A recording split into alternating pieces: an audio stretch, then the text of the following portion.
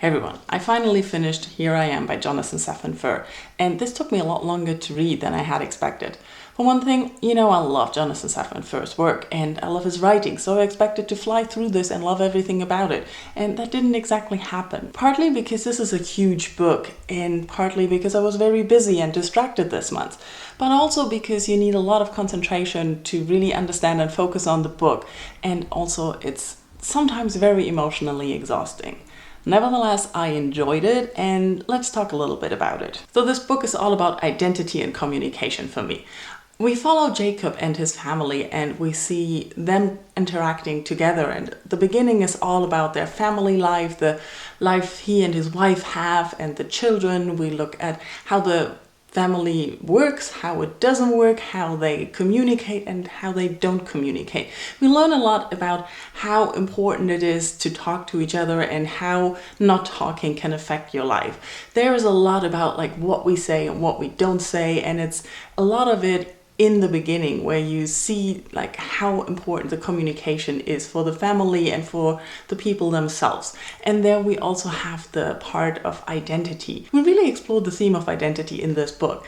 It's looking at who you are alone, who you are in your family, who you are in a relationship, who you are with others, and also who you are in your spiritual belief. It shouldn't surprise anyone that Safran Foer writes a book about Jews. So we're really exploring Jewish identity here.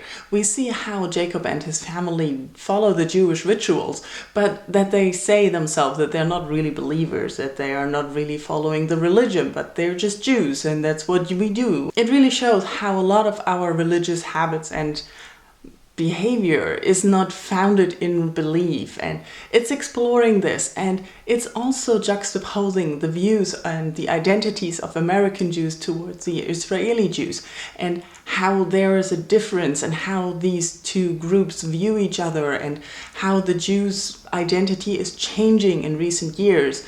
And all of these things where I honestly have no clue. I'm not Jewish. I don't even know Jewish people. So I have no idea if any of this is based in the society or if just his experience. But it's very interesting to read about, to see how people discover and deal with this, and how they struggle with the identity of a people, and how that differs from where you are and what effect it has on the people.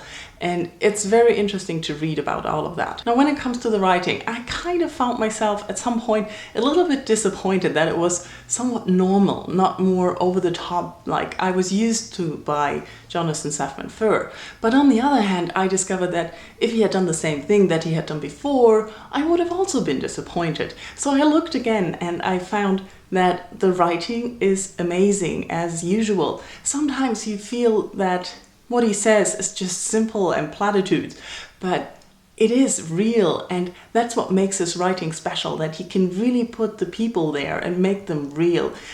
Every character in this book feels like a real person with feelings, and you can see their life and be part of that, and you really feel them, and they are real. I know I'm not making sense and repeat myself here, but it's his writing that makes characters come to life and make them realistic in a way that not many other people do. And it's also, despite the story being a little bit over the top at some point and not realistic, that you still feel with them and understand them. And even though they say simple and obvious things, you realize yes, that's how it is, and it's not too much.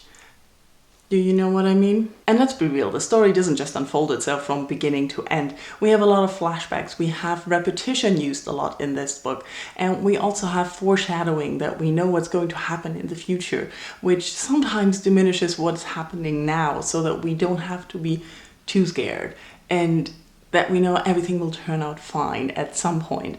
And it is very nicely done how he puts all of this together and creates a life. And it starts now, but it ends in the future. And it is amazing, this story. It's huge. I mentioned in the beginning that I found this book emotionally exhausting at times. And I don't know if that's just a personal thing or if it can affect other people the same way.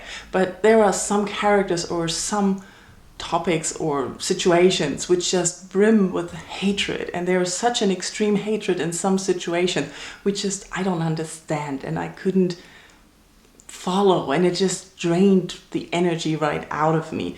And that's partly because he describes it in a way that you really feel it, and it just, I don't know, it was too much at points. It's not the character's fault, it's not the writing's fault, it's just that's what it is, and I don't deal well with hatred because I don't understand it.